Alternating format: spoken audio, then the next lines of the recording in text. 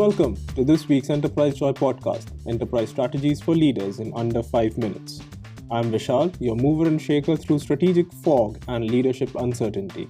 And today we unpack something we have all experienced, the psychology of indecision. You have been there as well, hovering over a decision that should take minutes and watching it stretch across days, sometimes weeks. You have got the data, you have heard the inputs, and yet you have stalled.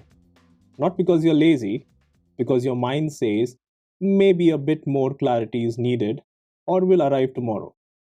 However, in most cases, that clarity never arrives. And that's not a failure of intelligence, it's psychology doing its thing.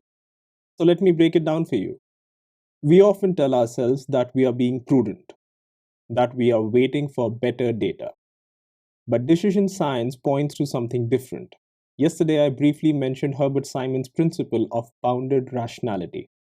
It's a fancy way of saying that we never make decisions with perfect knowledge. We make decisions only with what's good enough, given our time, capacity, and constraints. Yet, even knowing this, we hesitate, because uncertainty triggers a cocktail of psychological biases, and these responses distort our sense of what's actually required to move forward.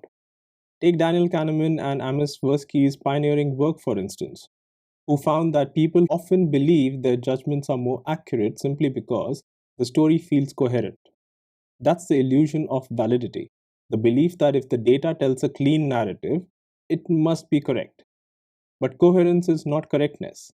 In leadership, this manifests as over-trusting the presentation deck because the charts align with our instincts, even though the data lacks predictive power. Then there's a more familiar one called the confirmation bias. We unconsciously gravitate towards data that supports what we already believe.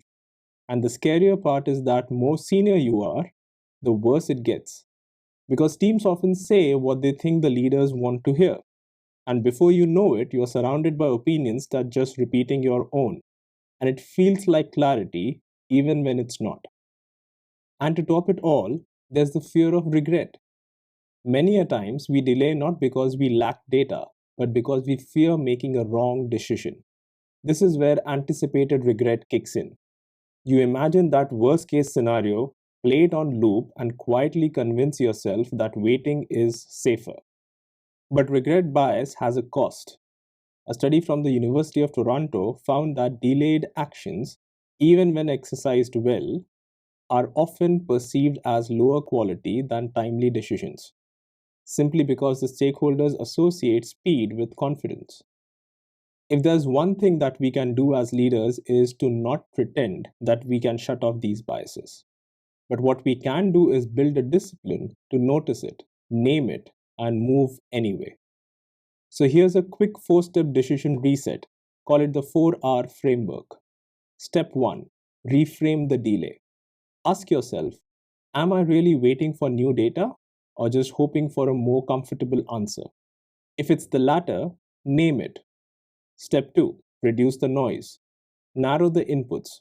Studies on choice overload show that reducing your options from 6 to 3 increases satisfaction and speeds up decisions. Step 3. Ritualize disagreement.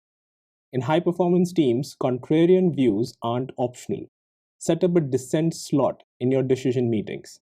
And finally, step 4. Rehearse the postmortem. Ask yourself, if I made the wrong call today, what would I wish I had to know? If you can answer that and you already know that input, then delay isn't going to help you. If you don't have that input, ask yourself if you can get it within 48 hours. If yes, go get it. If no, make peace with the risk. So go ahead and try this out today. And if you want to share what it did for you, then write to me on podcast@enterprisejoy.com. Tomorrow, we'll dive into decision-making frameworks that help you operate under uncertainty. Until then, I'm Vishal, and this is the Enterprise Joy podcast, Enterprise Strategies for Leaders in Under 5 Minutes. Decide, even when it's uncomfortable, but that's what leadership demands. I'll see you tomorrow.